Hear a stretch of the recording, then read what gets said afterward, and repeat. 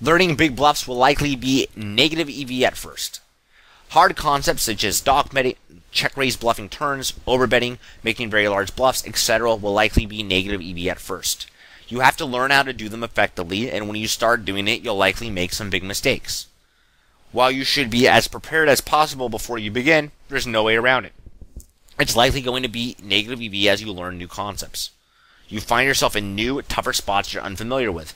Don't beat yourself up over a few mistakes. So you are investing in yourself. Ideally, you sort of grasp concepts of bluff raising, and following through well enough that it's plus EV as soon as you start doing it. But in reality, you're probably going to have to learn. And even if you make 5, bluffs that are like plus 4 big blinds in EV, if you end up just butchering a hand, you can throw that all away really quickly. It's okay for this to happen when you're learning how to do it. There's no real way around it.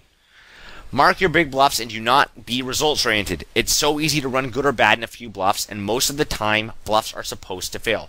Do not be results-oriented with your bluffs. That will completely screw your game. If I make a $60 bet into an $80 pot on the river after raising my opponent's flop bet and betting the turn, it's supposed to fail.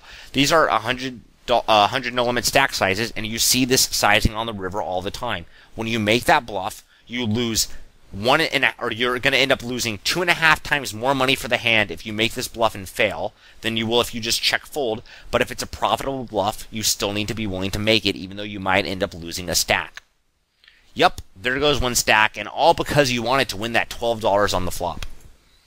But if the turn and river bluffs are plus EV, we need to follow through. So it's frustrating if you're new to this, where you're just trying to win a little bit of money on the flop, and then your opponent says no, and he calls. And then you're like, oh, that's a good turn bluff card. It, gives me some more outs, and then you bluff it. And then your opponent says no again and calls. And then you get on the river, it's a good card to maybe bluff the river, and your draw missed, you go all in, and you end up getting stacked, all because you just wanted to win that little flop pot. Tough. That's how poker works. That's how it's mathematically supposed to work. Be sure you're okay with this. But if we randomize well, sometimes we just hit, and it is awesome.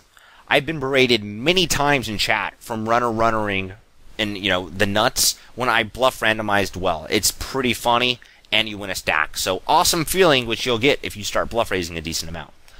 Imagine you are playing some no-limit Texas Hold'em on the internet, and you open in middle position with pocket 8s in the button calls. The flop comes Jack 8-5 with 2 hearts. You bet, and your opponent calls. The turn comes 6 of diamonds, and you bet, and your opponent raises. What are you doing? I'm guessing you jam. Does this make sense in theory? Is it justified in practice? Why or why not? So take a moment and think about that. You probably want to pause and answer these questions. I know I say to pause a lot in my videos. I would really recommend this one in particular. Pause, answer the questions, then unpause and see what I have to say. So I'll give you a second to do that if you want. Okay, so first of all, what are you doing? I'm guessing you're jamming the 8s. If not, then we'll talk about that as well. But most people, I think, would jam the 8s here and think it's a pretty easy jam for 2 reasons. The first is the board texture is pretty wet. So they don't want their opponent to outdraw them on the river or get scared on the river, so they want to go all in now. The second is because people don't bluff raise enough on the turn. So if people don't bluff raise enough on the turn, you don't really need to slow play. So those are the main 2 reasons why I think people are just going to jam on the turn here in practice when they have pocket 8s and their opponent raises. Does this make sense in theory?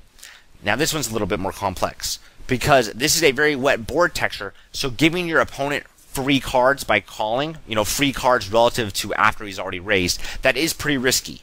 Because even if the opponent's bluffing, he probably has some outs. But by the same token, if the opponent's raising the turn with a range of nuts or air, because he's probably raising this turn with either 2 pair or better, or, a complete bluff, does it really make sense to jam against that range? Because that range is already so polarized, there might not be much of a reason to jam against an already extremely polarized range. Mathematically, when you call the turn, that makes the opponent fall through on the river more often because you get such a good price on your turn call. Since this board texture is wet, it's a little bit of a more complex one, but for the most part, you can hopefully see how calling on this turn can make a lot of sense.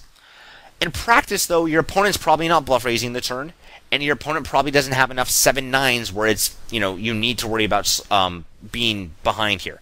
So jamming the turn with pocket 8s is probably going to be completely fine.